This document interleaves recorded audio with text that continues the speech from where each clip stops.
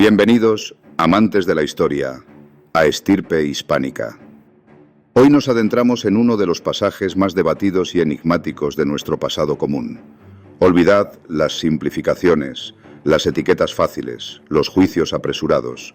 Nuestra historia es un tapiz de complejidades, de luces y sombras, de héroes y figuras incomprendidas. Y pocas figuras ilustran esa complejidad como la mujer que el mundo conocería como la Malinche. Una niña noble, despojada de su estirpe y arrojada a la esclavitud. Una mujer cuyo intelecto la elevó a la posición de mediadora entre imperios. Desentrañaremos su verdadero legado, partiendo desde sus orígenes hasta los momentos cruciales de la conquista. Preparaos para conocer a Malinalli Tenepatl, la voz de dos mundos, cuya vida marcó el nacimiento de una nueva estirpe, la nuestra. El aliento vital de Malinalli se aspiró por primera vez en Painala, un señorío totonaca que prosperaba en la fértil costa oriental de lo que hoy es Veracruz. No era simplemente un lugar en el mapa, sino un ecosistema vibrante donde la exuberancia tropical se mezclaba con la sofisticación de una civilización milenaria. Los años fluctuaban entre 1498 y 1500, un tiempo de profundo significado cósmico. La vida se regía por los ciclos celestes, marcados por calendarios intrincados que los sacerdotes, los tlamatinime o sabios, interpretaban con solemnidad. Sus conocimientos astronómicos eran prodigiosos, capaces de predecir equinoccios, solsticios y eclipses, eventos que dictaban las festividades religiosas y los ciclos agrícolas. Las estrellas no eran meros puntos luminosos, sino guías divinas, portadoras de presagios que influían en cada decisión, desde la siembra del maíz hasta el inicio de una guerra. El sol, dador de vida y de calor, y la luna, señora de las noches y de las aguas, eran venerados con rituales meticulosos, con ofrendas que iban desde el copal aromático hasta la sangre de los sacrificios. El nombre de la recién nacida, Malinalli Tenepatl, era un reflejo de su entorno y de su linaje. Malinalli, voz náhuatl, no solo evocaba la hierba o la planta torcida, quizás el Malinalli de las esteras, resistente y adaptable, sino que también podía interpretarse como la idea de torsión o doblez, un eco casi profético de una vida que se retorcería y se redefiniría en múltiples ocasiones.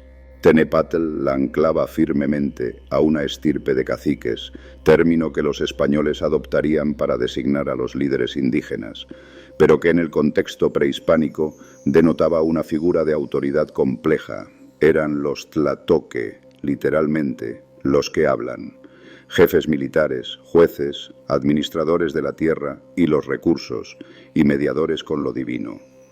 La familia de Malinalli era parte de la nobleza regional, los pipiltin, un estrato social distinto del pueblo llano, los macehualtín. Como primogénita, su posición era privilegiada. Su futuro, según las elaboradas costumbres de su sociedad, se vislumbraba entre responsabilidades de linaje y la posibilidad de consolidar el poder familiar a través de una alianza matrimonial estratégica. Estas uniones no eran meros enlaces románticos, eran acuerdos políticos y económicos fundamentales que podían significar la paz, el comercio o incluso la guerra entre señoríos. La educación de una noble totonaca, aunque no se detalla en las crónicas, se centraba en las artes domésticas elevadas, el protocolo social, la gestión del hogar grande y, sobre todo, la comprensión de las dinámicas políticas y religiosas que sostenían su mundo. Desde sus años más tiernos, Malinalli mostró una aguda inteligencia. Su hogar, la casa del cacique, era un centro de actividad constante, donde se recibían emisarios de otros pueblos, se impartía justicia, se organizaban las cosechas y los tributos. En este ambiente, la pequeña Malinalli no solo escuchaba, sino que aprendía el náhuatl, su lengua materna, con una fluidez y una comprensión que trascendían la mera comunicación cotidiana. El náhuatl no era solo un idioma, era un universo de conceptos, metáforas y saberes ancestrales. Captaba las sutilezas de la oratoria formal utilizada en los consejos, los juegos de palabras en los poemas, las alusiones históricas en los discursos de los ancianos y los guerreros. Esta lengua, el náhuatl clásico, era el idioma del poder, la cultura, la religión y el comercio en todo el vasto y temido imperio mexica, que irradiaba desde la imponente y sanguinaria Tenochtitlán, la capital de los aztecas. La vida en un señorío tributario como Painalla era una dualidad. Por un lado, existía la autonomía local, la riqueza de sus tierras productivas, maíz, frijol, calabaza, cacao, algodón, la identidad cultural propia, los ritos específicos de sus dioses totonacas. Por otro, pesaba la sombra constante del imperio azteca. Las caravanas de tributo eran una realidad ineludible, regularmente cargamentos de productos preciosos, cacao, plumas exóticas, jade, algodón, mantas finas, y a veces incluso personas destinadas al sacrificio, partían hacia Tenochtitlán. Este tributo no era una ofrenda voluntaria, sino una imposición que recordaba constantemente la hegemonía mexica. Una carga económica y simbólica que mantenía a los pueblos subyugados bajo un yugo férreo.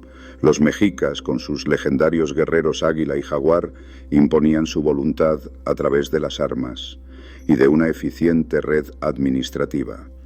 En los mercados bulliciosos, en los templos y en los palacios del emperador Moctezuma Xocoyotzin, el náhuatl era la lengua franca, el hilo que unía a miles de pueblos bajo una misma dominación.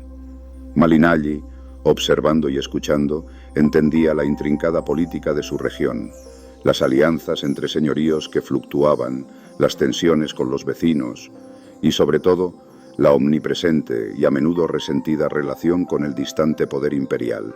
Sin saberlo, estaba cultivando una habilidad invaluable, la capacidad de entender y de hacerse entender, en un mundo que pronto sería sacudido hasta sus cimientos por una fuerza externa. El sol de su infancia se eclipsó de forma abrupta y dolorosa. La tragedia llegó con la repentina y temprana muerte de su padre, el señor de Painalla. Este evento no fue solo una pérdida personal, fue un golpe devastador para la estabilidad política y social del señorío. La sucesión se convirtió en un asunto de urgencia y vulnerabilidad para su madre, quien, en un mundo patriarcal donde el liderazgo femenino era excepcional, se encontró en una posición precaria. Para asegurar la continuidad y la estabilidad del señorío, y para protegerse a sí misma y a su linaje, la madre de Malinalli se vio obligada a contraer segundas nupcias, un matrimonio de conveniencia, una alianza estratégica impuesta por la necesidad. El nuevo esposo, un hombre que no era de su propia sangre, trajo consigo un hijo varón. Este hermanastro para Malinalli se convirtió en un potencial rival, o más bien, una amenaza directa para la herencia y el cacicazgo de Painalla. Las leyes y costumbres de sucesión en muchos señoríos mesoamericanos favorecían a los hijos varones nacidos del matrimonio y considerados legítimos por el nuevo orden familiar que se establecía. La existencia de Malinalli, una hija mayor con derechos potenciales, representaba un obstáculo a la primacía del nuevo heredero varón. Fue entonces cuando se tomó una decisión atroz, un acto de barbarie velado por la desesperación y la conveniencia familiar. Para asegurar que el hijo del nuevo matrimonio fuera el heredero indiscutible del señorío y para eliminar cualquier posible conflicto por la sucesión sin recurrir a la violencia directa que pudiera manchar el linaje, Malinalli fue vendida. No fue entregada en un matrimonio estratégico para sellar una alianza con otro cacique, ni ofrecida como un tributo honorable a un poder superior, actos que, aunque difíciles, tenían un marco de dignidad y protocolo. La vendieron como si fuera una mercancía, un objeto sin valor intrínseco, una esclava sin alma. Se cuenta que para ocultar la verdad a la comunidad se extendió el rumor de que Malinalli había muerto. Algunas versiones populares, sin verificación histórica, sugieren que un cadáver de una niña esclavizada se hizo pasar por el suyo para legitimar la venta y la usurpación de su herencia. Sin embargo, las crónicas primarias no confirman este detalle, centrándose en el hecho de la venta misma. Las crónicas sugieren que fue entregada, o más bien la compraron, unos mercaderes de Xicalango, una vibrante y bulliciosa ciudad comercial en la costa del Golfo, conocida por su activo tráfico de bienes y de personas. El viaje forzado, bajo la vigilancia de sus nuevos dueños, debió ser una agonía silenciosa para la niña. Cada paso la alejaba más de su hogar, de la tierra de sus ancestros, de la familiaridad de sus costumbres y de la única vida que había conocido. El dolor de esa traición, el abandono por parte de su propia sangre, dejó una herida profunda, un eco de desesperación que resonaría en su subconsciente durante años. La imagen de su madre, su padrastro y su medio hermano, permitiendo su partida con una indiferencia helada, debió grabarse a fuego en su memoria. La inocencia de su niñez se quebró de forma irreparable en ese momento de desposesión absoluta. Xicalango era un punto neurálgico en las complejas rutas comerciales de Mesoamérica. Un emporio en la costa, donde las rutas de comercio terrestre desde el altiplano se encontraban con las rutas marítimas que bordeaban la península de Yucatán. Allí convergían mercaderes de todas partes, intercambiando bienes exóticos y valiosos. Plumas preciosas de quetzal y jade de las montañas, cacao de Tabasco, obsidiana para armas y herramientas, finos tejidos de algodón, sal, miel y, lamentablemente, esclavos capturados en guerra o vendidos por necesidad o castigo. Para Malinalli, la transición fue brutal. Pasó de ser una joven noble, aunque desposeída, a una esclava anónima, una propiedad más en un mercado de carne y alma, cuyo valor se medía en unidades de cacao o en mantas. La vida en Xicalango, entre el bullicio incesante de los idiomas desconocidos y las costumbres diversas de los comerciantes, fue una escuela de supervivencia brutal. En la ignominia de la servidumbre, su mente no se detuvo. Al contrario, se agudizó, observaba, escuchaba, aprendía. Entre el murmullo constante de las transacciones, los gritos de los pregoneros y los acentos foráneos de comerciantes de distintas regiones, empezó a afinar su oído, a detectar las diferencias dialectales, a comprender la mecánica de la comunicación entre extraños, a descifrar los códigos no verbales de los mercaderes y sus gestos de negociación. Su innata curiosidad, lejos de aplacarse por la adversidad, se convirtió en una herramienta vital para la supervivencia. Era como si su cerebro estuviera diseñado para absorber y procesar la complejidad lingüística, una esponja prodigiosa para los idiomas. Cada sonido nuevo, cada palabra desconocida, era un rompecabezas que su mente intentaba armar, un mecanismo inconsciente de adaptación a un mundo impredecible y hostil. En este lugar de tránsito y comercio, Malinalli, sin saberlo, se estaba preparando para ser el puente que uniría mundos, la voz que permitiría la comunicación donde antes solo había silencio. Su existencia se había convertido en una lección constante de supervivencia a través del entendimiento, pero la rueda del destino, caprichosa y cruel como siempre, no había terminado de girar para Malinalli. De Xicalango fue nuevamente revendida, esta vez a los mayas de Tabasco. Las razones exactas de esta segunda venta no están claras en las crónicas. Probablemente respondían a las dinámicas del comercio de esclavos de la época, donde los individuos eran transaccionados como cualquier otra mercancía valiosa. O quizá para saldar alguna deuda o establecer una nueva relación comercial. Sus pasos, o más bien las cadenas invisibles de su servidumbre, la condujeron aún más lejos de su origen totonaca, a la región de Potonchán, la capital del señorío tabasqueño, una ciudad situada estratégicamente en la desembocadura del río Grijalva, un punto clave para el comercio y la comunicación fluvial. Allí, el chontal maya, una lengua con fonética y gramática propias, distintiva del náhuatl, se convirtió en su nuevo desafío lingüístico. Para una joven que ya había perdido su estatus, su hogar y su lengua materna como medio de comunicación dominante, la adición de una barrera idiomática más podría haber sido el golpe final, la inmersión total en la desesperanza, la rendición ante un destino implacable.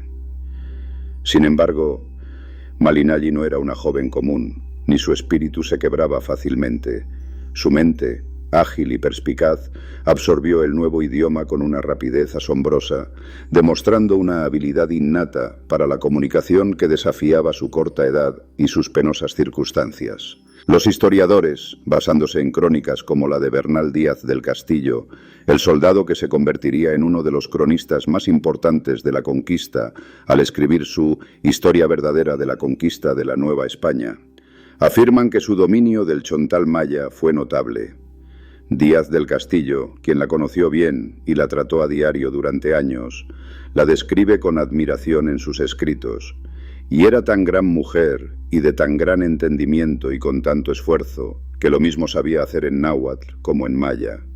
Se dice que en pocas lunas, quizás en tan solo unos meses, ya era capaz de comprender las conversaciones cotidianas, de pedir lo necesario, de entender las órdenes de sus amos con una fluidez que sorprendía a los propios mayas. Esta capacidad, casi sobrenatural, de aprender lenguas, de transitar sin esfuerzo aparente entre códigos lingüísticos y culturales tan distintos, la estaba preparando para un papel trascendental en la historia, un papel que ni ella ni sus captores podían siquiera imaginar. En medio de la servidumbre, lejos de su sangre, rodeada de extraños cuyas costumbres eran ajenas y a veces incomprensibles, esta joven despojada de todo cultivaba en secreto las semillas de un don que alteraría el curso de un continente. La vida de una esclava era dura, marcada por el trabajo extenuante bajo el sol abrasador, la humillación de la sumisión constante y la incertidumbre, donde cada día era una lucha por un mendrugo de pan, un poco de agua fresca y un breve descanso, bajo la amenaza constante del castigo físico o la reventa. Pero Malinalli, incluso en esas circunstancias, no dejó de aprender, de escuchar, de observar, esperando, quizás inconscientemente, una oportunidad que en ese momento parecía una quimera, una luz tenue en la inmensidad de la oscuridad que la envolvía. Su vida, en su esencia, se había convertido en una búsqueda constante de entendimiento, una supervivencia a través de la comunicación, una preparación para un destino que se acercaba con cada marea, con cada rumor que llegaba del mar. El eco de los tambores de guerra, distintos a todo lo conocido, comenzó a resonar con una frecuencia y una resonancia extrañas en el horizonte del Golfo de México. No eran los tambores de guerra locales, con sus ritmos familiares, sus cánticos ancestrales y sus códigos de honor predecibles. Era un sonido metálico, profundo y atronador, que se acercaba con la marea, una percusión ajena que anunciaba la llegada de algo desconocido y, para muchos, aterrador. Las noticias, traídas por los comerciantes costeros y los pescadores, hablaban de hombres blancos en grandes canoas con alas, los barcos con velas, y monstruos de 4 patas que escupían fuego, los caballos, y quizás también los arcabuces y cañones. Estos rumores se extendían como la pólvora, transformándose de susurros a gritos de alarma y pánico entre la población indígena. Era la primavera del año 1519. Hernán Cortés y sus huestes, un pequeño contingente de apenas 600 hombres, 16 caballos, unos cuantos cañones y arcabuces, endurecidos por la aventura, la ambición desmedida y una fe ciega en su misión evangelizadora o de conquista, acababan de desembarcar en Tabasco desde Cuba. Su objetivo era la gloria, el oro y la expansión del imperio español y la fe cristiana. Pero también, y quizás sobre todo, la leyenda personal, la búsqueda de un destino que los hiciera inmortales en la memoria. Los tabasqueños, valientes y acostumbrados a defender su territorio con ferocidad contra incursiones de otros pueblos indígenas, se prepararon para el combate con sus macanas, espadas de madera con filos de obsidiana, arcos y flechas envenenadas y lanzas con puntas de pedernal. La batalla de Centla, librada cerca de la desembocadura del río Grijalva, fue breve pero sangrienta, un choque brutal entre 2 mundos, 2 visiones del combate y 2 tecnologías de guerra abismalmente diferentes. Los arcabuces tronaron con un estruendo infernal, vomitando humo y plomo con un impacto psicológico devastador. Los cañones escupieron fuego y metralla, pulverizando las formaciones indígenas. Y los caballos, animales fantásticos y temidos, desconocidos en Mesoamérica y confundidos con monstruos o deidades por algunos, sembraron el pánico y el desorden entre los guerreros mayas. El choque de espadas de acero contra macanas de obsidiana y lanzas indígenas fue desigual. A pesar de su valentía, su conocimiento del terreno y su abrumadora superioridad numérica, los indígenas fueron superados por la tecnología bélica europea, sus armaduras de metal, sus armas de fuego y la disciplina militar española, forjada en siglos de reconquista y guerras en Europa. La victoria española fue contundente, dejando una humillante derrota para los tabasqueños, un reguero de cuerpos y un rastro de terror que se extendió por toda la región. Para sellar la paz, o al menos una tregua precaria que permitiera a los invasores continuar su camino hacia el interior, los caciques locales, diezmados, humillados y atemorizados por la derrota y la presencia de aquellos dioses barbados o hombres de metal, ofrecieron a Cortés un tributo, una costumbre arraigada para apaciguar a los vencedores y evitar una mayor devastación. Este tributo incluía mantas finas de algodón, pequeñas piezas de oro labrado y, como era costumbre en esas tierras para sellar acuerdos, como ofrenda de paz o como signo de vasallaje, una veintena de jóvenes mujeres como esclavas. Fueron entregadas a Cortés y sus hombres el 15 de marzo de 1519, un día que cambiaría la vida de una de ellas para siempre, un día que la catapultaría del anonimato a las páginas de la historia. Entre aquellas 20 mujeres, sin signos externos de su pasado noble o de su asombrosa inteligencia, con el rostro probablemente macilento por el miedo y la incertidumbre de su destino, se encontraba Malinalli. No era la más hermosa según los cánones españoles, aunque Díaz del Castillo la describiría después como de buen parecer, ni la más joven del grupo, que incluía adolescentes y mujeres jóvenes. Pero su mirada profunda y alerta, su porte, quizás aún con un resquicio de nobleza, presagiaba un conocimiento tácito que pronto se revelaría invaluable. Su destino, hasta entonces el de una propiedad, de una moneda de cambio en un mercado de carne y alma, estaba a punto de entrelazarse de forma irreversible con la historia de un continente. Su existencia, marcada por la ignominia y la servidumbre, adquiriría una relevancia sin precedentes. En el umbral de un nuevo amanecer que traería consigo tanto fundación como destrucción, el destino, en su implacable ironía, había llevado a la esclava de Potonchán directamente a los pies de su futuro amo, sin que ninguno lo supiera aún, colocando una pieza clave en el tablero del nuevo mundo. Cortés, el estratega implacable, inspeccionó a las mujeres ofrecidas por los caciques de Tabasco. Para él, eran un símbolo de victoria, una extensión del botín y potenciales esclavas para el servicio doméstico o, en el caso de las más jóvenes y atractivas, para el placer de sus capitanes. Todas fueron inmediatamente bautizadas, un acto que no solo buscaba la cristianización de sus almas según la fe española, sino que, de forma más práctica, las despojaba de su identidad ancestral y las sometía a la ley de Dios y de Castilla.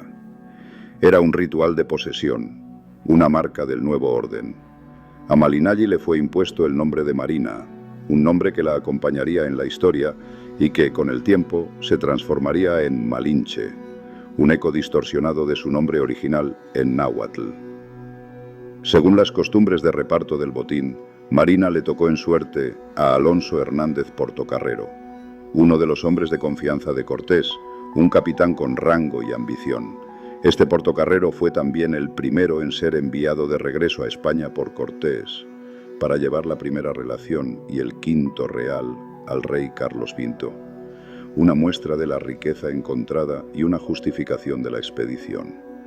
Sin embargo, la estancia de Marina con Portocarrero fue efímera.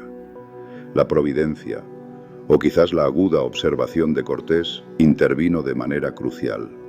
El problema de la comunicación era para Cortés un cuello de botella urgente y acuciante. Los españoles se encontraban en un mundo vasto, enigmático y desconocido, rodeados de lenguas que no comprendían. Tenían a un sacerdote, Jerónimo de Aguilar, un náufrago español que había sobrevivido 7 años entre los mayas de la península de Yucatán y, milagrosamente, había aprendido su lengua. Aguilar era un activo invaluable, pero su utilidad tenía un límite. Solo hablaba maya.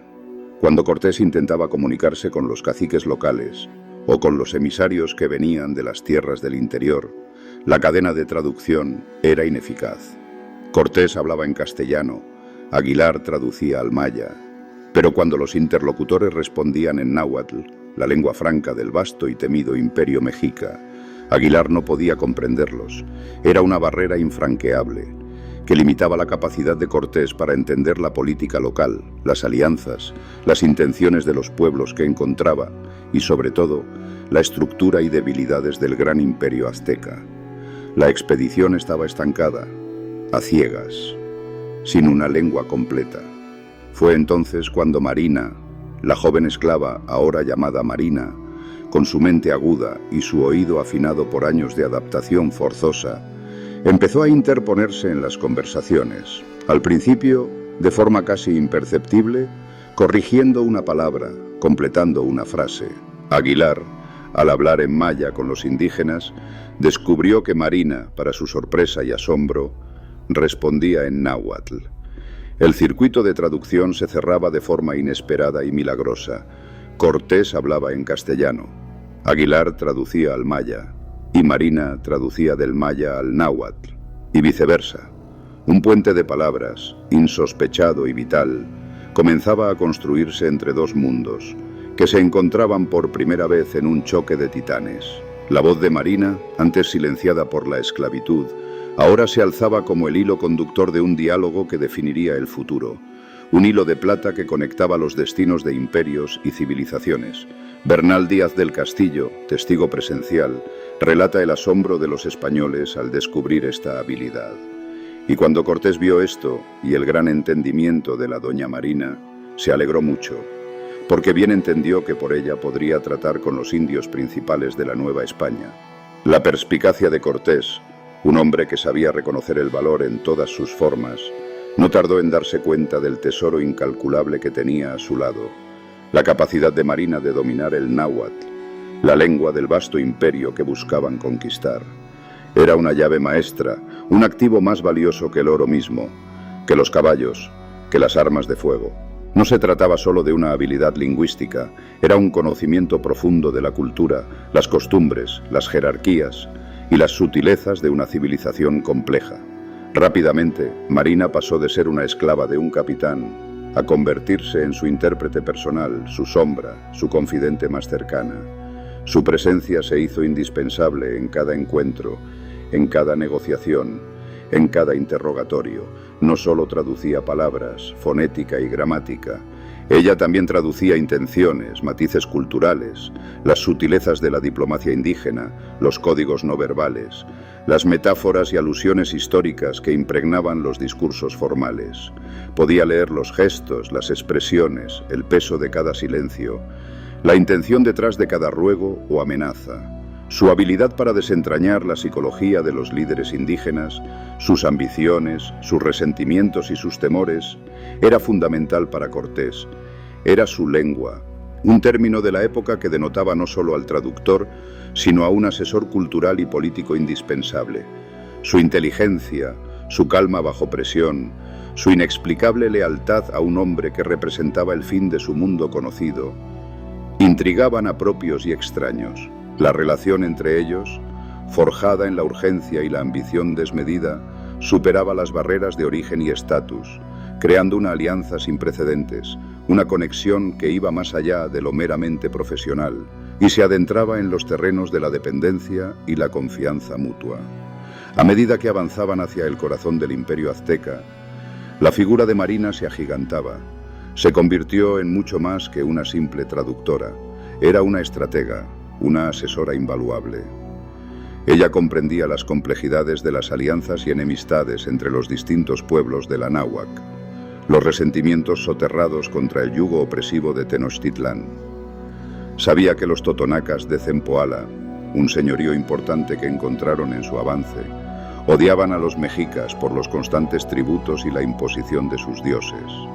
Les explicó a Cortés que los tlaxcaltecas eran enemigos acérrimos del imperio azteca, dispuestos a vengar siglos de sometimiento, de las brutales guerras floridas, conflictos rituales para obtener prisioneros para sacrificio y de tributos extenuantes que empobrecían a su gente.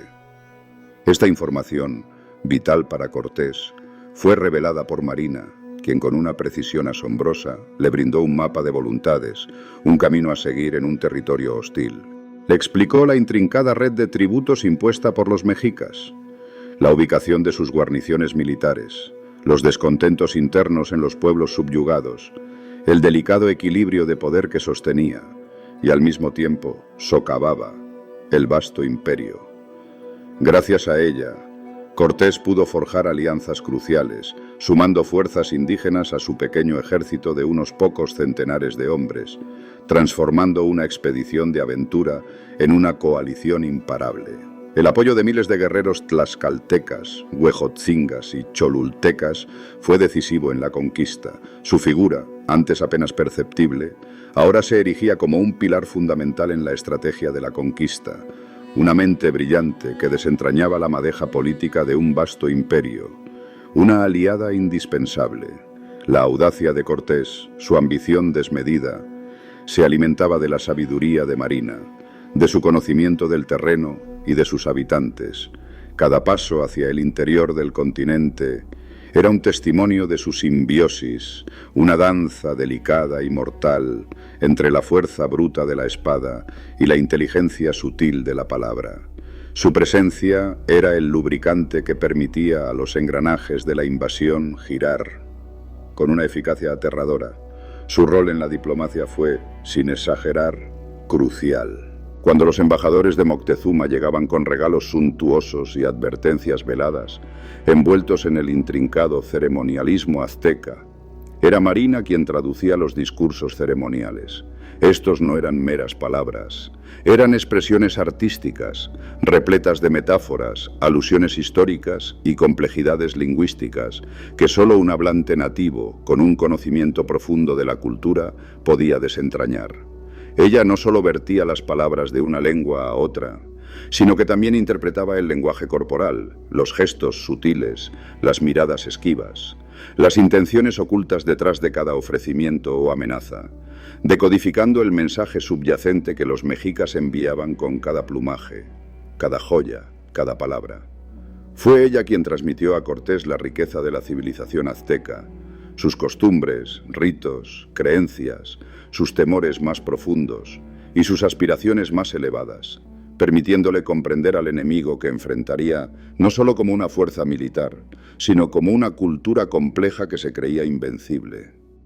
Y fue ella también quien comunicó a Moctezuma la inquebrantable determinación de los españoles, la audacia de sus intenciones, la inevitable marcha hacia su capital, Tenochtitlán.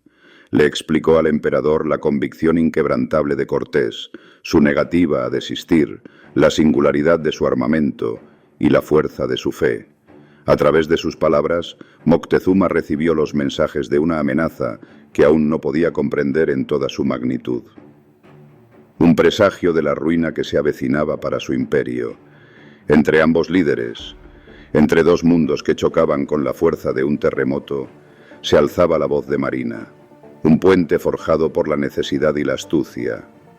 Su presencia en estas interacciones, silenciosa pero poderosa, dictaría el destino de un continente, un destino que se escribía palabra a palabra, interpretación tras interpretación, en un baile mortal de diplomacia y engaño.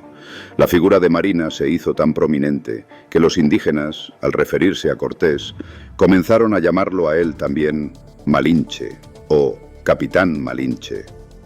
Esto no era un insulto, era un reconocimiento del hecho de que Marina era la principal vía de comunicación del español, su lengua, y por extensión, la mente detrás de sus palabras. Para ellos, Cortés era indisoluble de su intérprete. Este es el origen del nombre La Malinche aplicado a ella, un sufijo honorífico, utzin en Malintzin, que denotaba respeto, autoridad y cercanía al poder, no la connotación negativa que adquiriría siglos después. Su posición era única, una mujer indígena, esclava de origen, que se había convertido en la confidente, la lengua y la estratega clave de uno de los hombres más influyentes del momento. Este ascenso meteórico, de una traición inicial a una posición de poder incomparable, Es un testimonio de su formidable inteligencia y adaptabilidad. Con Marina firmemente establecida como su lengua indispensable y asesora principal, la expedición de Hernán Cortés se dispuso a abandonar las costas de Tabasco y adentrarse en el vasto y complejo territorio que los españoles, con ambición, llamarían pronto Nueva España. Esta no era una simple travesía geográfica, era una incursión en un mosaico de culturas, lenguas y poderes, que requeriría no solo fuerza militar, sino una astucia política y diplomática excepcional. El primer gran hito en este avance fue la fundación de la Villa Rica de la Veracruz, en abril de 1519. Este acto, que a primera vista podría parecer una formalidad burocrática, fue en realidad un golpe maestro de Cortés para legitimar su aventura. Jurídicamente, Cortés había sido enviado por el gobernador de Cuba, Diego Velázquez, con una misión limitada de exploración y rescate. Al fundar una ciudad y establecer un cabildo, un ayuntamiento, bajo las leyes de Castilla, Cortés se desvinculaba legalmente de la autoridad de Velázquez. El cabildo, al ser una entidad autónoma, podía elegir a Cortés como su capitán general y justicia mayor, otorgándole una autoridad directa de la corona. Aunque fuera de facto, esto significaba que su expedición ya no era una mera incursión, sino una empresa colonizadora con la aparente bendición real.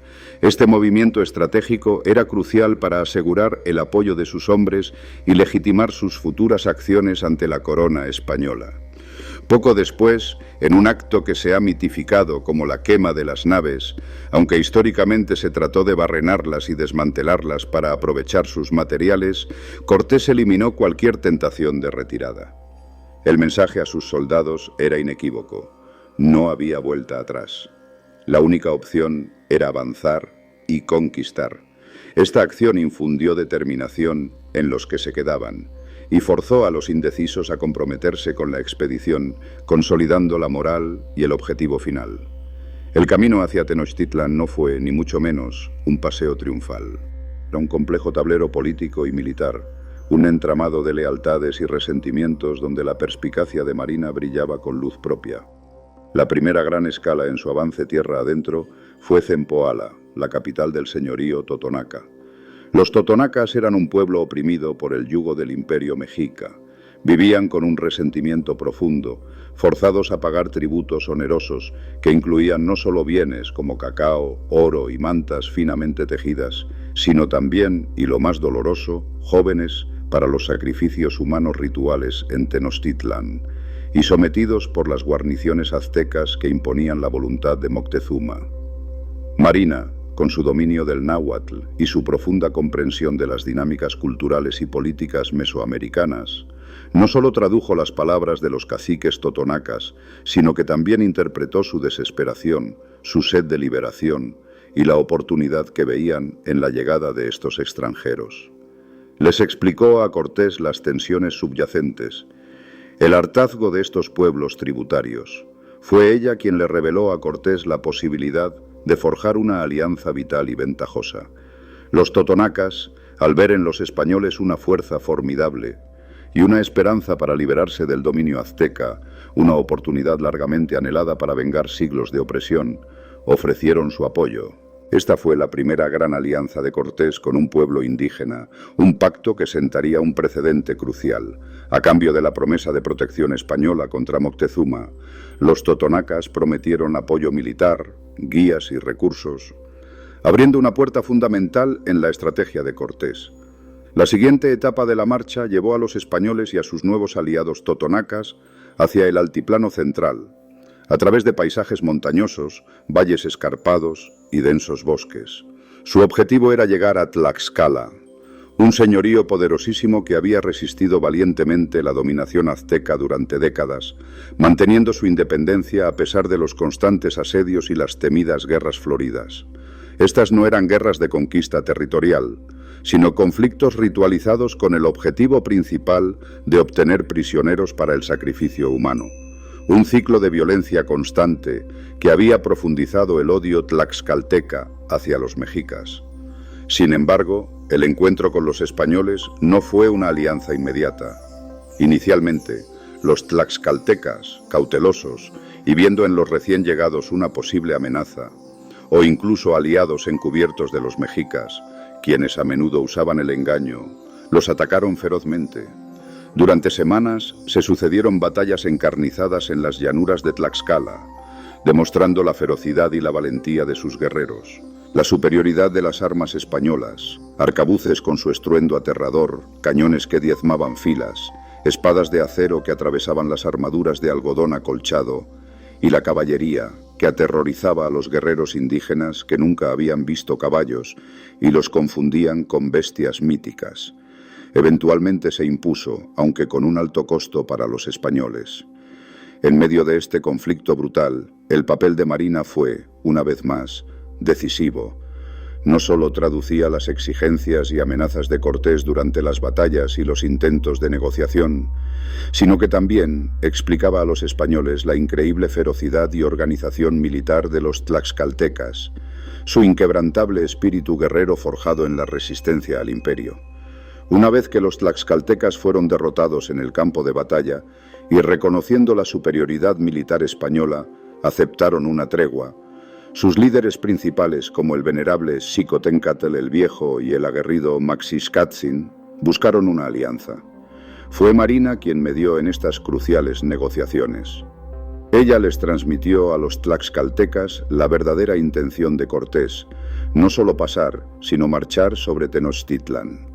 La posibilidad de que juntos pudieran derrocar al imperio que los había oprimido por tanto tiempo, que había diezmado a su gente y los había forzado a vivir bajo una constante amenaza, resonó profundamente. La promesa de la liberación del yugo azteca fue un incentivo irresistible.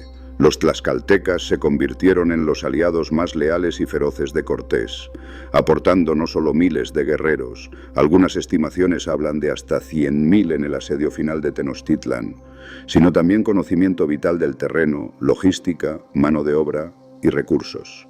Esta alianza, forjada con la ayuda de Marina, fue sin duda el factor militar más determinante en la posterior caída de Tenochtitlan, eclipsando en número y conocimiento local a las propias fuerzas españolas.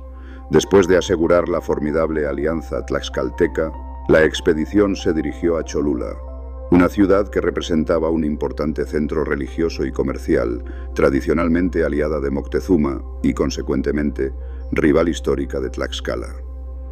Cortés, aconsejado por sus nuevos y resentidos aliados tlaxcaltecas, y con la información vital que Marina obtenía de diversas fuentes indígenas, su capacidad para ganarse la confianza de mujeres locales y de mercaderes era notable. Comenzó a sospechar de una trampa inminente. Los tlaxcaltecas advertían que los cholultecas planeaban una emboscada con el respaldo de guerreros aztecas ocultos. Marina, gracias a su agudo oído, su capacidad para discernir los murmullos y su habilidad para integrarse y obtener información crucial, descubrió un complot inminente. Una mujer noble cholulteca, quizás conmovida por la situación de Marina o intentando protegerse a sí misma, le advirtió del ataque planeado y le ofreció refugio. Marina, con su habitual discreción y perspicacia, comunicó esta inteligencia de inmediato a Cortés. La reacción de Cortés fue fulminante y brutal, la matanza de Cholula. Antes de que la supuesta emboscada pudiera llevarse a cabo, Cortés ordenó un ataque preventivo devastador. Miles de cholultecas, desarmados o desprevenidos, fueron masacrados en el patio del templo principal y en las estrechas calles de la ciudad. Aunque la exactitud de los motivos, si la emboscada era real o una exageración de los tlaxcaltecas, y la escala precisa de la masacre son objeto de intenso debate histórico y moral, es innegable que la advertencia de Marina jugó un papel central en la decisión de Cortés y en el devastador resultado. Este brutal episodio sirvió como una aterradora advertencia a todos los pueblos indígenas sobre el poder y la determinación de los españoles y sus aliados, y de la capacidad de Cortés para actuar con una crueldad extrema cuando se sentía amenazado.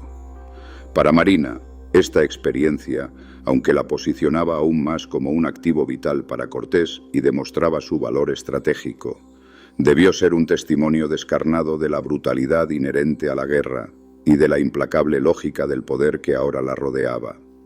Mientras tanto, en Tenochtitlán, la fastuosa capital del poderoso imperio mexica, el emperador Moctezuma Xocoyotzin vivía sumido en una creciente incertidumbre y un profundo temor.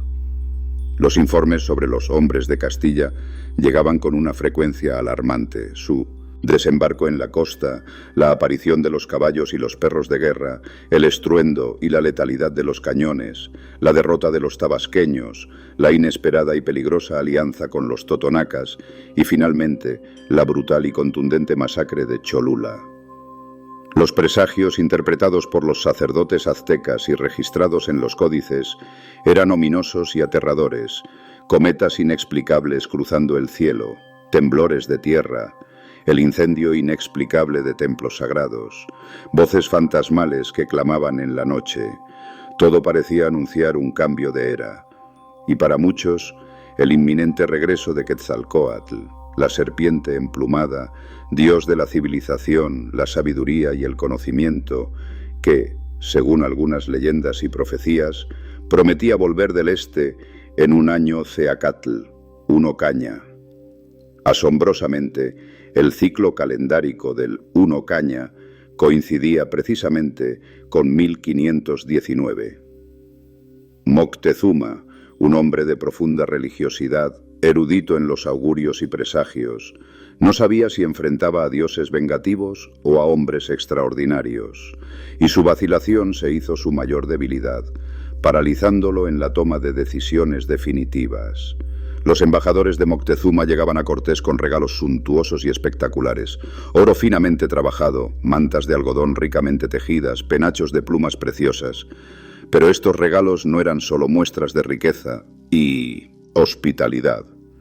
Eran ofrendas rituales, intentos desesperados de apaciguar a los extraños, de disuadirlos de avanzar, de comprender sus verdaderas intenciones. Cortés, por su parte, enviaba mensajes desafiantes.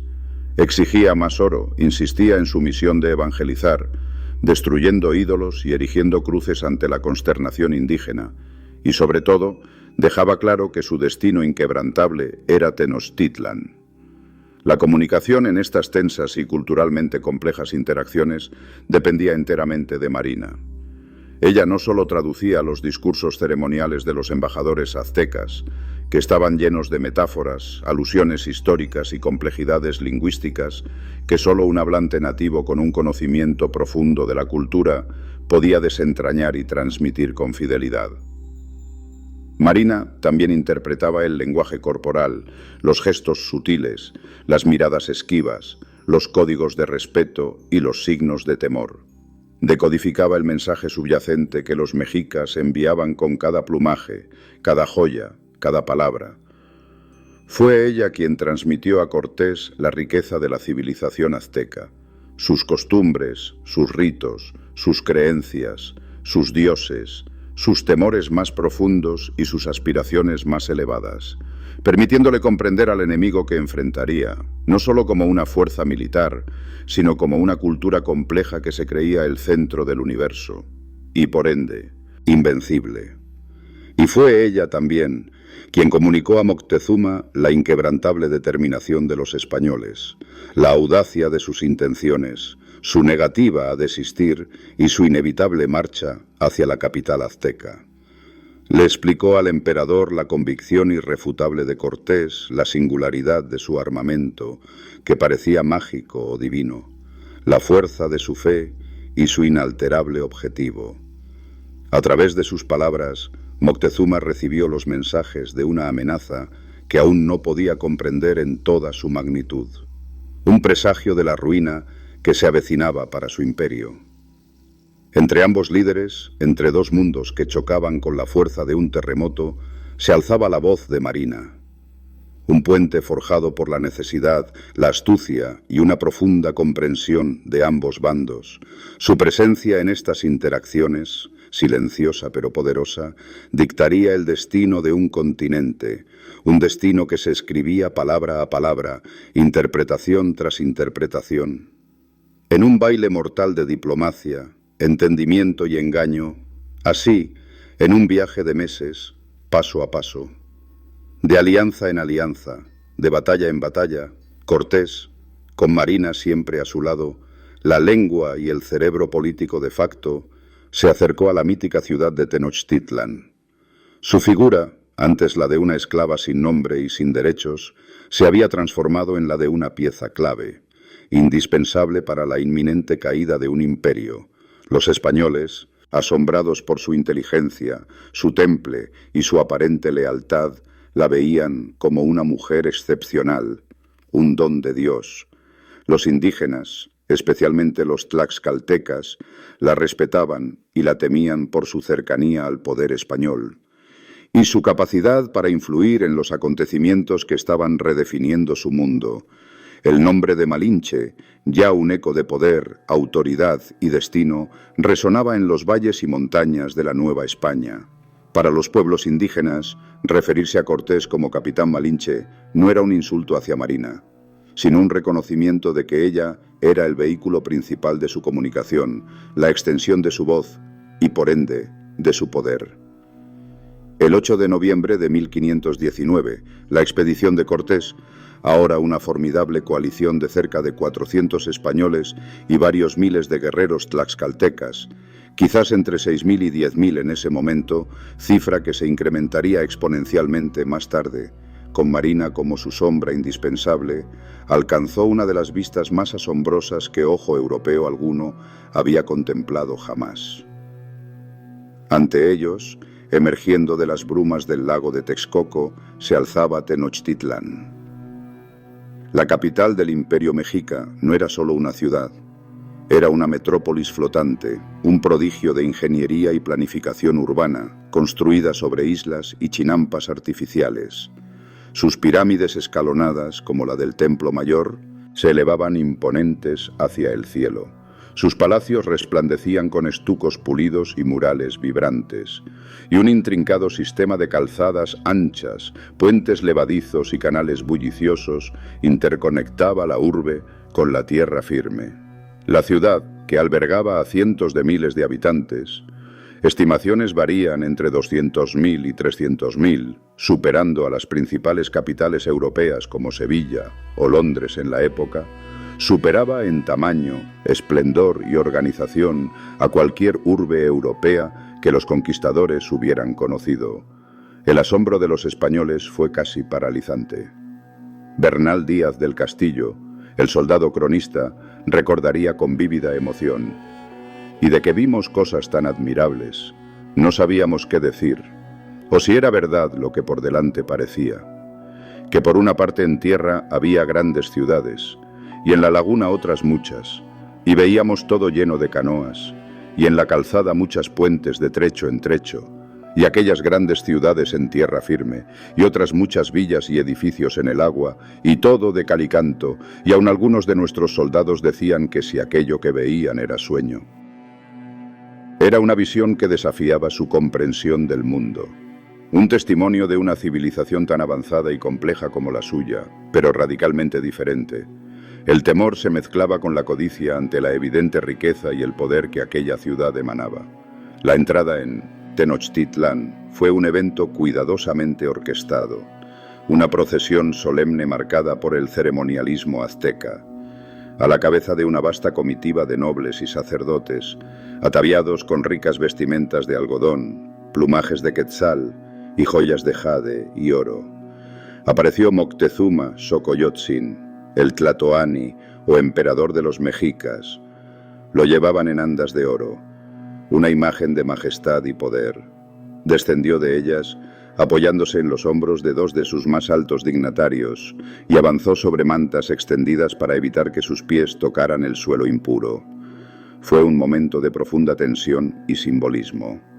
Para Moctezuma, un hombre profundamente religioso y conocedor de las profecías, el encuentro con los teules, una palabra náhuatl que los españoles interpretaron como dioses o divinidades, pero que quizás significaba más precisamente poderosos, extraordinarios o seres con un poder sobrenatural, era un evento cargado de presagios.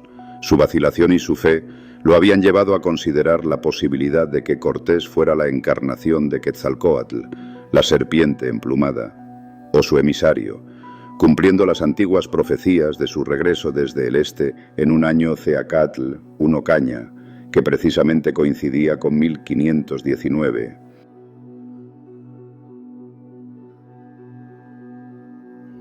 En el centro de este teatro diplomático, Marina se erigía como el puente viviente, la voz que articulaba la colisión de dos mundos.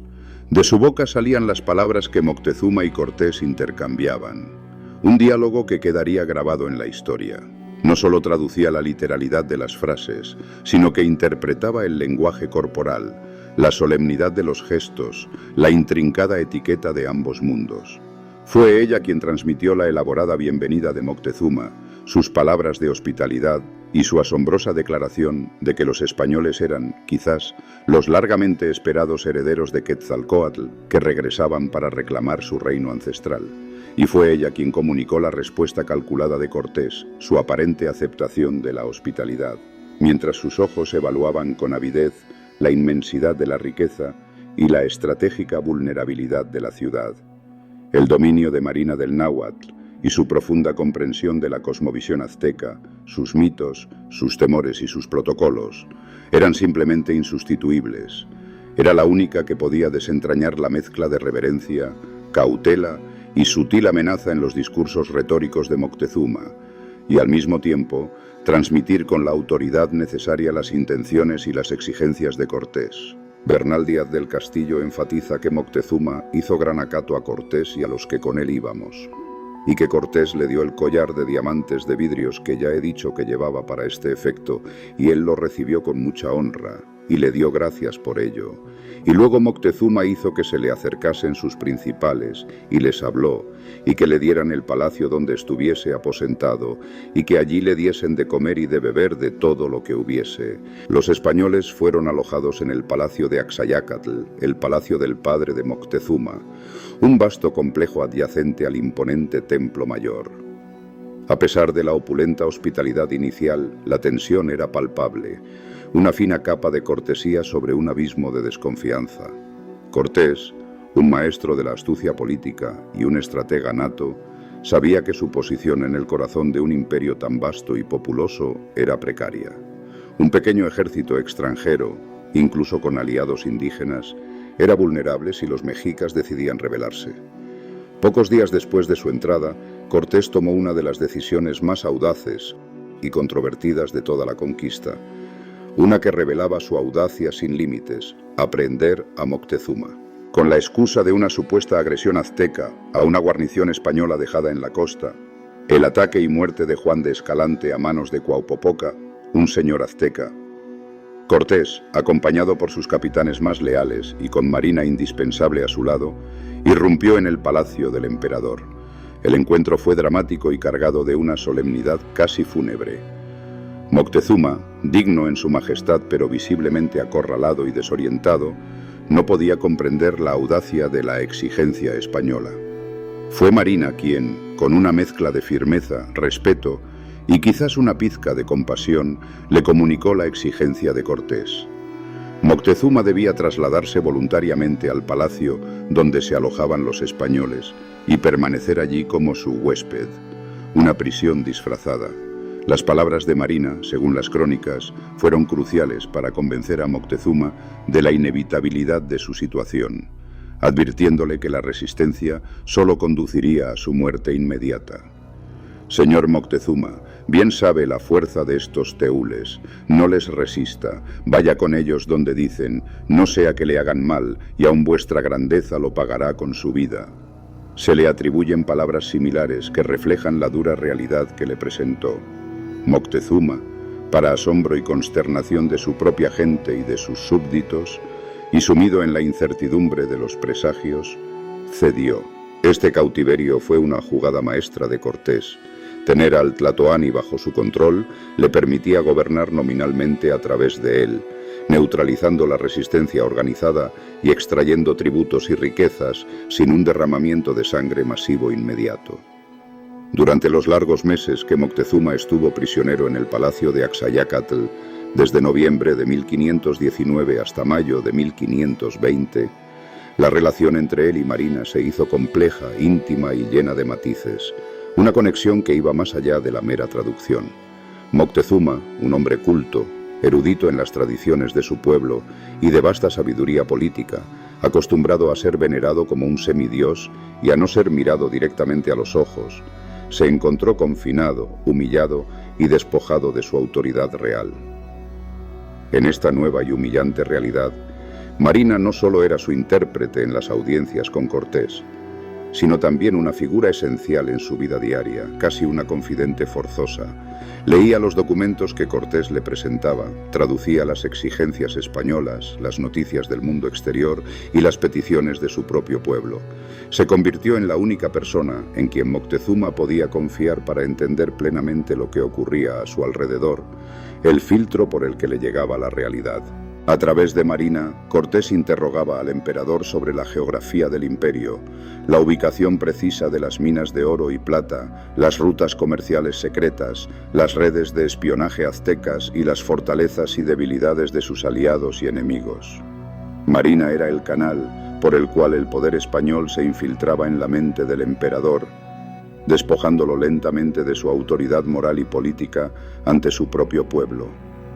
La influencia de Marina era tan grande que los propios españoles la describían con superlativos. Bernal Díaz del Castillo no escatima elogios. Era tan excelente mujer y buena lengua que de día y de noche en cualquier cosa que se le ofrecía no desmayaba. Él la eleva a la categoría de figura central, afirmando con convicción que sin ella no podíamos entender cosa alguna y que, después de Dios, fue la Marina la principal causa de la conquista de la Nueva España. Su capacidad para dominar no solo el náhuatl y el maya, sino también para aprender el castellano con asombrosa rapidez, la hacía única. Podía mediar fluidamente entre el español y las intrincadas lenguas indígenas, permitiendo a Cortés manipular y dividir a los pueblos mesoamericanos con una eficacia devastadora. Su presencia en las reuniones importantes era constante. Se sentaba al lado de Cortés, con su porte sereno, su inteligencia alerta y su memoria prodigiosa, observando cada gesto, cada expresión, decodificando el subtexto de cada conversación, anticipando reacciones. Era, en esencia, la mente cultural detrás de las palabras de Cortés, la que le daba la llave para comprender una civilización entera. La rutina en el palacio durante el cautiverio de Moctezuma fue tensa y precaria. Los españoles, aunque aparentemente huéspedes, ejercían un control férreo sobre el emperador y sobre la corte. No tardaron en buscar y encontrar los tesoros del padre de Moctezuma, ocultos en una sala secreta del palacio. Un vasto botín de oro, plata, turquesas y joyas que los asombró por su volumen y riqueza. Intentaron imponer el cristianismo, un acto que fue una afrenta intolerable para los sacerdotes aztecas y para el propio Moctezuma. Cortés, alentado por los frailes que lo acompañaban, ordenó la remoción de ídolos de los templos y la erección de altares cristianos con cruces y vírgenes. Incluso en el sagrado templo mayor, el corazón espiritual de Tenochtitlán. Marina tuvo que traducir los sermones de los frailes, así como las respuestas airadas, angustiadas y desesperadas del emperador, quien advertía que tal sacrilegio provocaría la ira de sus dioses y, en consecuencia, una rebelión general de su pueblo. Tensión crecía día a día, como una olla a presión a punto de estallar. La gente de Tenochtitlán, antes sumisa y respetuosa, comenzaba a murmurar, a resentirse por la humillación pública de su emperador y la descarada intromisión de los teules en sus costumbres más sagradas y en su religión. Los presagios que antes solo aterraban a Moctezuma, ahora parecían materializarse ante los ojos de su pueblo. La situación, ya de por sí volátil, se tornó aún más precaria en la primavera de 1520. Cortés recibió noticias alarmantes. Una expedición española mucho más grande, bajo el mando de Pánfilo de Narváez, había llegado a Veracruz con órdenes explícitas de arrestarlo por desobedecer las órdenes del gobernador Velázquez. Cortés se vio obligado a tomar una decisión arriesgada, dejar Tenochtitlán, llevando consigo parte de sus tropas, y crucialmente a Marina, para enfrentarse a Narváez en la costa. Dejó a cargo de la pequeña y tensa guarnición en Tenochtitlan a su brutal y ambicioso lugarteniente, Pedro de Alvarado, conocido por los mexicas como Tonatiuh, Dios Sol, por su cabello rubio y su temperamento irascible. La partida de Cortés, y con ella la de Marina, fue un error estratégico fatal. La comunicación directa y matizada con Moctezuma se interrumpió, y Alvarado carecía por completo de la habilidad diplomática, la paciencia y la comprensión cultural para manejar la volátil situación en la capital azteca. La delicada balanza de poder que Marina había ayudado a mantener con su diplomacia se desequilibró de forma catastrófica, preparando el escenario para el desastre inminente. La lengua no estaba allí para mediar, para apaciguar los ánimos, para advertir de las consecuencias. El corazón del imperio, cautivo pero aún latente, estaba a punto de rebelarse con una furia incontenible. La ciudad contenía el aliento, a la espera del estallido que se sentía en cada calle y en cada plaza. La partida de Cortés de Tenochtitlán a principios de mayo de 1520 para confrontar a Pánfilo de Narváez en la costa fue una decisión arriesgada, que se tornaría catastrófica. Cortés se vio forzado a dividir sus escasas fuerzas, dejando a cargo de la tensa guarnición española en la capital mexica a su lugarteniente, Pedro de Alvarado. Apodado Tonatiuh, Dios Sol, por los mexicas, Alvarado era un capitán de valor incuestionable en el combate, pero su fama venía acompañada de una impulsividad temeraria, una ambición desmedida y una crueldad que incluso para los estándares de la época excedía la de muchos de sus compañeros. Lo más crítico en este momento era que Alvarado carecía por completo de la sutileza diplomática de Cortés y, vitalmente, de la comprensión cultural que Marina aportaba a cada interacción. La lengua no estaba allí para mediar, para apaciguar los ánimos, ni para descifrar las verdaderas intenciones de un pueblo cuyo descontento y resentimiento, ante el cautiverio y la humillación de su reverenciado emperador Moctezuma, crecían de forma alarmante con cada día que pasaba. La balanza se inclinaba peligrosamente. La chispa que encendió la hoguera, transformando la tensión latente en una explosión de violencia, fue la matanza del Templo Mayor. En la ausencia de Cortés, los mexicas se preparaban para celebrar el Festival de Toxcatl, una de sus festividades más sagradas y vitales en honor a Huitzilopochtli, su deidad tutelar y dios de la guerra. La celebración implicaba complejos ritos, cantos extáticos, danzas sagradas y, crucialmente, sacrificios humanos, que eran el corazón de su cosmovisión. Moctezuma, bajo cautiverio, había solicitado y obtenido permiso de Alvarado para llevar a cabo la ceremonia.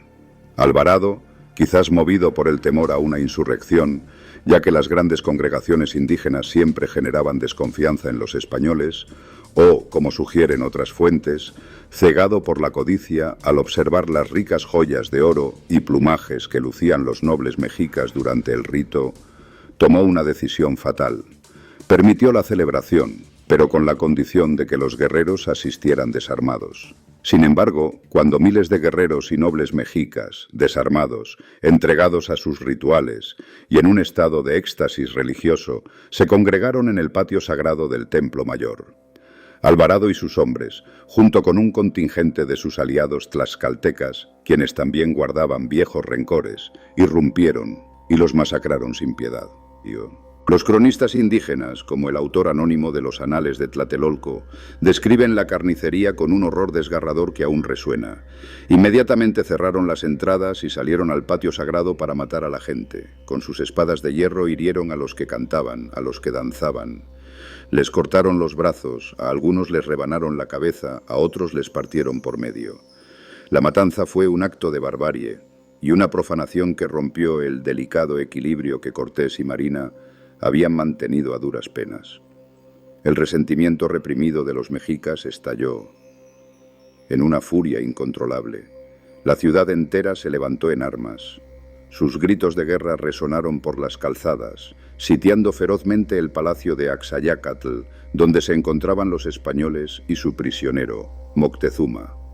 La vida de los conquistadores pendía de un hilo. Mientras la capital se incendiaba en la rebelión, Cortés, Habiendo logrado una victoria inesperada contra Narváez en la costa, una proeza facilitada por su astucia, la desmoralización de las tropas de Narváez y su habilidad para sobornar a los capitanes rivales con promesas de oro, regresó precipitadamente a Tenochtitlan, con un ejército considerablemente más grande, ahora compuesto por sus veteranos y los recién incorporados soldados de Narváez. Sin embargo, su entrada en la ciudad, el 24 de junio de 1520, fue ominosa y cargada de un silencio inquietante. La ciudad, que normalmente bullía de vida, parecía desierta, una trampa mortal. Los puentes de las calzadas que conectaban la isla con tierra firme habían sido levantados, y los españoles se encontraron con calles vacías, una señal de la furia contenida. Los sonidos de la batalla no tardaron en reanudarse, con una intensidad brutal, mucho mayor de lo que hubieran imaginado. Los españoles y sus aliados se encontraron atrapados en el palacio, bajo un asedio incesante y salvaje por una marea furiosa de guerreros mexicas, decididos a expulsarlos o aniquilarlos. En medio de este infierno de combate, el cautivo Moctezuma, bajo la presión de Cortés, fue llevado a la azotea del palacio. Allí, en un intento desesperado por apaciguar a su pueblo, se dirigió a la multitud. Fue Marina, ahora de regreso al lado de Cortés y siempre presente en los momentos más críticos, quien tuvo la terrible y quizás dolorosa tarea de traducir sus últimas palabras al pueblo. Moctezuma suplicó a su gente que depusieran las armas, que permitieran la salida pacífica de los españoles. Sin embargo, su autoridad había sido irremisiblemente quebrantada por el prolongado cautiverio, la humillación y el reciente baño de sangre en el Templo Mayor. Su pueblo, ahora bajo el liderazgo de su belicoso hermano Cuitláhuac, quien había sido liberado por Cortés para negociar y de inmediato se puso al frente de la rebelión con una determinación implacable, ya no lo reconocía como su tlatoani legítimo.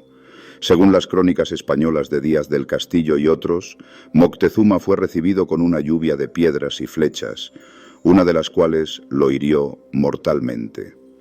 Murió pocos días después, el 29 de junio de 1520, víctima de las heridas, o como sugieren con vehemencia algunas fuentes indígenas, asesinado por los propios españoles, quienes lo consideraron inútil al ver que ya no podía controlar a su pueblo. La muerte de Moctezuma eliminó el último y frágil vestigio de control español sobre la capital, a través de la figura del emperador, desatando la furia azteca sin freno. Ante la desesperada situación, sin alimentos, sin agua potable, con las tropas diezmadas y bajo un ataque constante, Cortés tomó la única decisión posible, la retirada. En la noche del 30 de junio de 1520, una noche oscura y lluviosa que pasaría a la historia como la Noche Triste, o con más precisión histórica para los vencedores, la Noche Victoriosa para los mexicas. Los españoles intentaron escapar de Tenochtitlan bajo el amparo de la oscuridad. Habían construido un puente portátil para cruzar los cortes en las calzadas. La operación, sin embargo, se convirtió en un desastre sangriento y caótico. La alarma se dio casi de inmediato, y miles de guerreros mexicas, ya alertas, atacaron desde canoas y desde los flancos de las calzadas. Los españoles, cargados con el oro del tesoro de Moctezuma que intentaban llevar consigo, se hundieron en el lago, o fueron masacrados sin piedad mientras luchaban por cruzar los puentes derrumbados. El relato de Díaz del Castillo es escalofriante. Fue tanto el número de los muertos y heridos que es lástima escribir de ello. Cortés perdió a la mayoría de sus soldados españoles, a casi todos sus caballos y la mayor parte de su artillería. Las bajas tlaxcaltecas, aunque menos documentadas, también fueron cuantiosas. En medio del caos, la valentía y el ingenio de Marina, junto con la protección que le brindaron los pocos que lograron salvarse, fueron vitales para su supervivencia.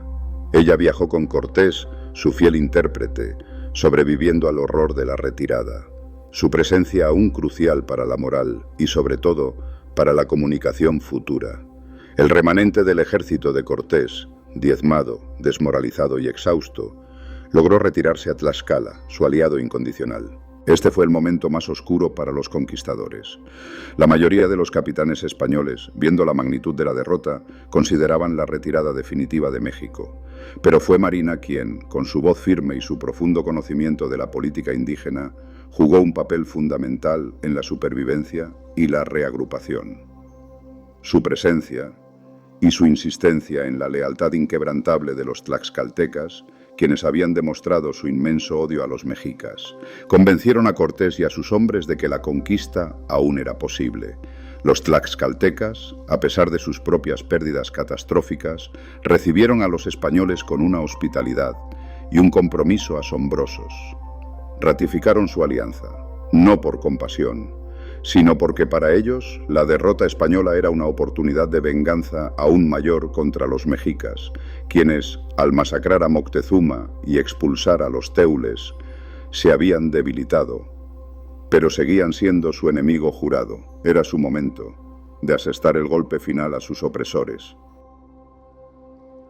Durante los siguientes meses de recuperación y planificación, de julio de 1520 a mayo de 1521, la figura de Marina se convirtió en un pilar esencial para la moral y la estrategia de Cortés.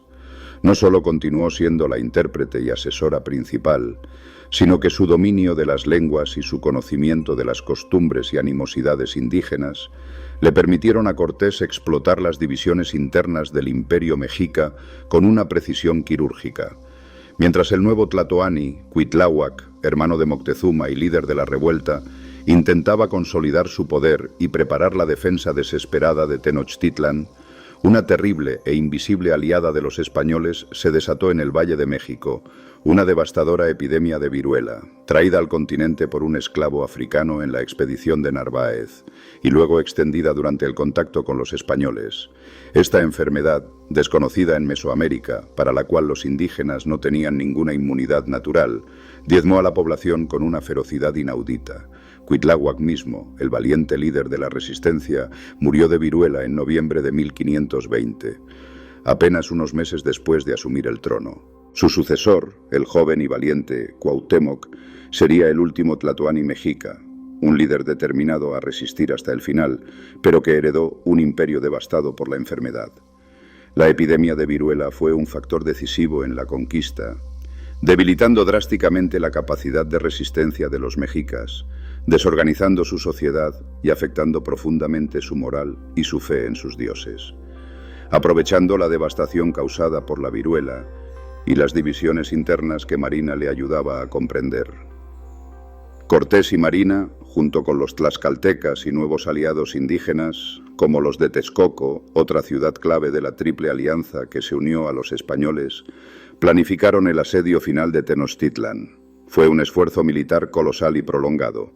Los españoles, con la ayuda de miles de indígenas, construyeron en Tlaxcala una flota de 13 bergantines, pequeños navíos con cañones, que serían cruciales para controlar el lago y cortar las calzadas de abastecimiento. Mientras la viruela seguía haciendo estragos en la ciudad asediada, Marina continuó siendo el canal de comunicación en las nuevas alianzas que Cortés forjaba, en las negociaciones de rendición y en el entendimiento de la logística de la guerra. Su conocimiento del terreno, de las redes de abastecimiento de agua y alimentos de Tenochtitlán y de la psicología de los defensores fue invaluable para el éxito del asedio. El asedio de Tenochtitlán comenzó en mayo de 1521. Fue una lucha brutal y desesperada, que se prolongó por 75 días de batallas incesantes. Los mexicas, liderados por el joven y valiente Cuauhtémoc, resistieron con una valentía y ferocidad legendarias, defendiendo su ciudad calle por calle, casa por casa, con una tenacidad que asombró a los españoles. Las batallas eran encarnizadas, con un incesante ir y venir de guerreros, el estruendo ensordecedor de los cañones españoles, el silbido mortal de las flechas y el choque brutal de las espadas. Marina, siempre al lado de Cortés, con su compostura imperturbable, continuó interpretando y aconsejando, incluso en medio del fragor de la batalla. Se le veía en el campo, bajo el sol abrasador o la lluvia, observando, escuchando, a veces intercediendo en las discusiones entre los aliados indígenas y los españoles, asegurando la cohesión de la heterogénea fuerza de Cortés. Los españoles dependían de ella para entender las súplicas de rendición, que a menudo eran negadas por la ferocidad de Cuauhtémoc, las amenazas de los defensores, las peticiones y las quejas de sus aliados indígenas. Era la voz de la estrategia, la voz de la negociación, la voz de la guerra misma. Finalmente, el 13 de agosto de 1521, Tenochtitlán cayó.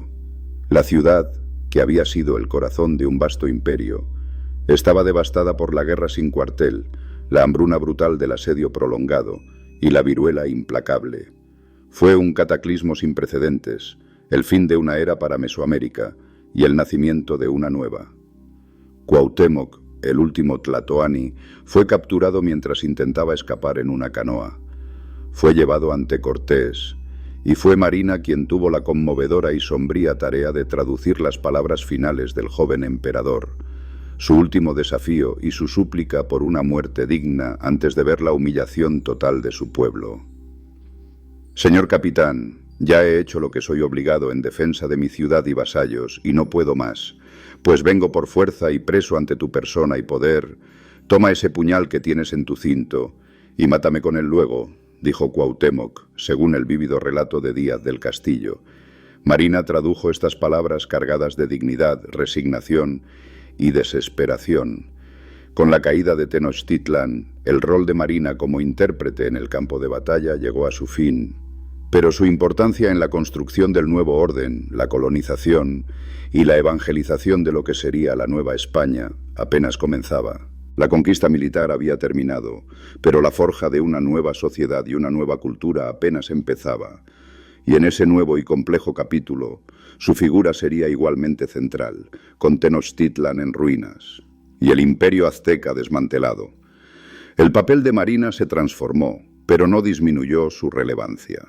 Ahora, la tarea de Cortés no era solo conquistar, sino gobernar, administrar y consolidar el dominio español sobre un territorio vasto y una miríada de pueblos. Marina, con su conocimiento inigualable de las lenguas indígenas, y, lo que era más importante, de las complejas estructuras sociales, políticas y culturales de la Mesoamérica posconquista, se convirtió en una pieza fundamental de la administración colonial temprana.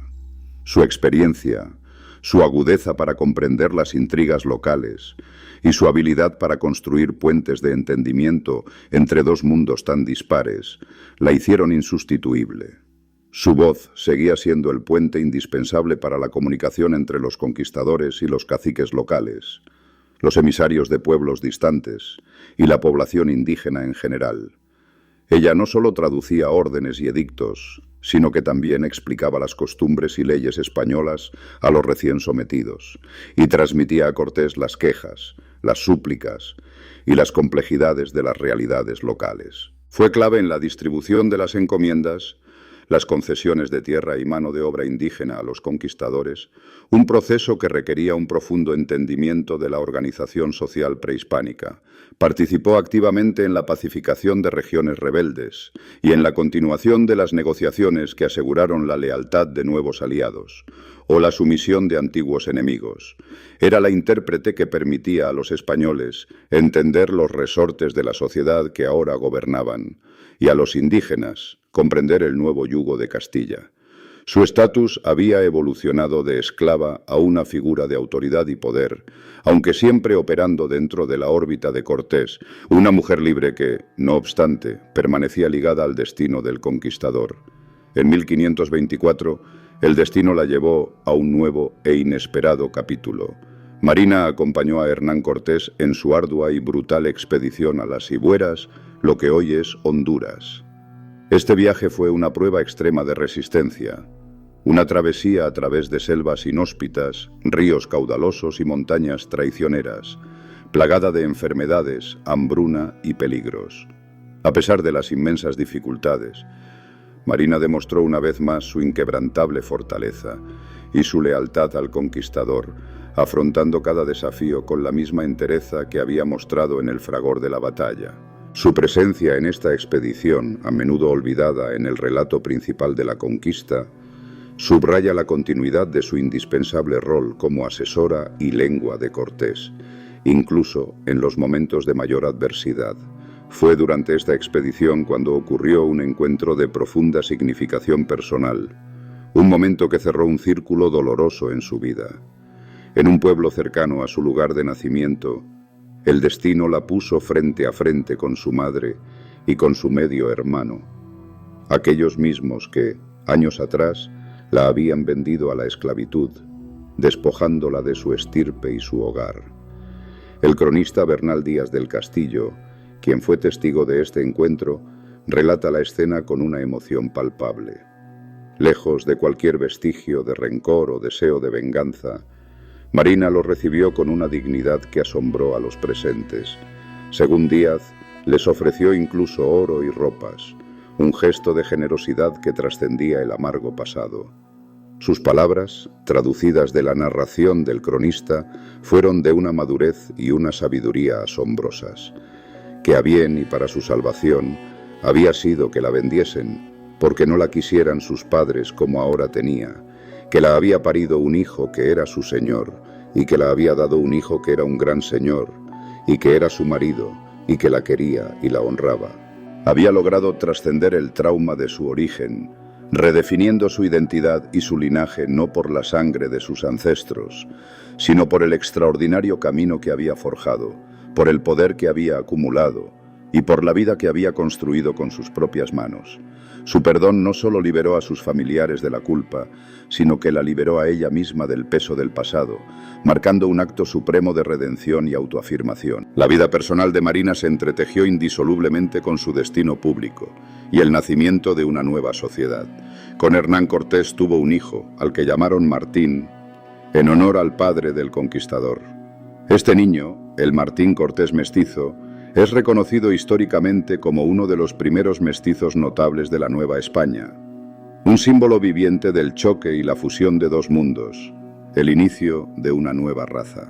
Martín fue enviado a España para ser educado en la corte, un privilegio que pocos podían soñar, consolidando así el linaje de su padre y el lugar de su madre en la historia.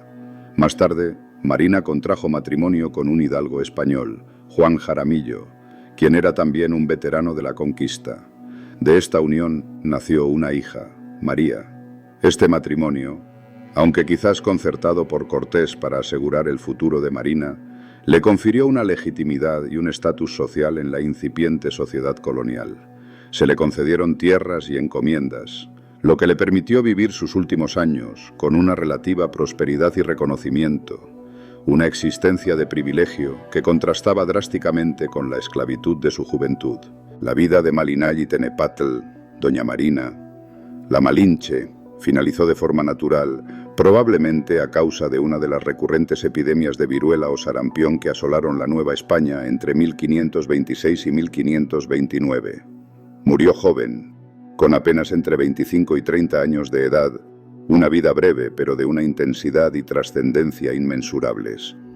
Su muerte la encontró como una mujer libre, respetada y con un legado que resonaría por los siglos venideros. La figura de la Malinche ha sido a lo largo de los siglos objeto de una profunda y a menudo dolorosa reevaluación. Durante mucho tiempo, la historia oficial, permeada por una visión eurocéntrica y un nacionalismo emergente, la demonizó. Se la convirtió en un símbolo de traición a su propio pueblo, la encarnación de la vendida al invasor, la madre de un mestizaje que algunos consideraron una mancha en la pureza indígena. El término malinchismo surgió como un epíteto peyorativo en México, describiendo la preferencia por lo extranjero, una herida léxica que aún resuena en la conciencia colectiva. Sin embargo, una lectura más profunda, más justa y matizada de su vida, nos revela una historia de supervivencia extraordinaria, de agencia y de una inteligencia sin par. Malinalli no fue una traidora, fue una niña despojada de todo, una esclava que, en medio de la opresión, se negó a ser silenciada y encontró en su intelecto su única arma, su mente preclara, su asombrosa habilidad para los idiomas y su inquebrantable astucia la elevaron de la servidumbre más abyecta a una posición de influencia y poder sin precedentes. Ella no traicionó a una nación unificada que no existía en el sentido moderno, sino a un imperio opresor, el azteca, que había subyugado brutalmente a su propia gente y a otros pueblos. En un mundo donde las mujeres rara vez tenían voz, Malinalli no solo habló, sino que sus palabras, sus interpretaciones, sus consejos, alteraron irreversiblemente el curso de la historia. Fue una mediadora indispensable, la única capaz de tender puentes de comunicación y entendimiento entre dos civilizaciones que se encontraban por primera vez, dos mundos que se chocaban sin comprenderse. Su vida fue un acto constante de adaptación, de resiliencia frente a la adversidad más extrema, una lección de cómo un individuo puede forjar su propio destino, en medio de fuerzas históricas arrolladoras. No fue una santa impoluta, ni una villana sin redención. Fue una mujer compleja, producto de su tiempo y de sus circunstancias, que tomó decisiones difíciles en un mundo brutal y convulso. Su historia es un recordatorio de la necesidad de ir más allá de las narrativas simplistas y explorar la riqueza de las motivaciones humanas en contextos de crisis y transformación. Su legado es el mestizaje, la profunda y a veces dolorosa fusión de culturas, de sangres, de lenguas y de ideas, que hoy define a México y a gran parte de Hispanoamérica. Es la madre simbólica de una nueva estirpe, la nuestra, nacida de ese encuentro, a menudo violento, pero ineludible, de dos mundos. La Malinche encarna la compleja identidad mexicana, una identidad que no puede entenderse sin la confluencia de lo indígena y lo español. Su figura nos obliga a confrontar nuestra historia con honestidad, a abrazar sus contradicciones, a reconocer sus luces y sus sombras, y a entender que la identidad de un pueblo se forja en la amalgama de sus orígenes, en la aceptación de todas sus facetas. Su historia es un recordatorio perdurable de que la verdad es siempre más compleja, más rica y por ende más fascinante que cualquier simplificación. Es el eterno eco de una voz que unió imperios y que, al hacerlo, dio a luz a una nación que, aún hoy, debate y redefine su relación con los orígenes y con los héroes y antihéroes de su pasado. Gracias por acompañarnos en este profundo viaje por la vida de una de las figuras más enigmáticas y cruciales de nuestra historia común. Si este relato ha resonado en vosotros, si ha logrado despertar vuestra curiosidad y vuestra reflexión, no olvidéis suscribiros a Estirpe Hispánica y dejar vuestros valiosos comentarios. Hasta la próxima inmersión en los anales del tiempo.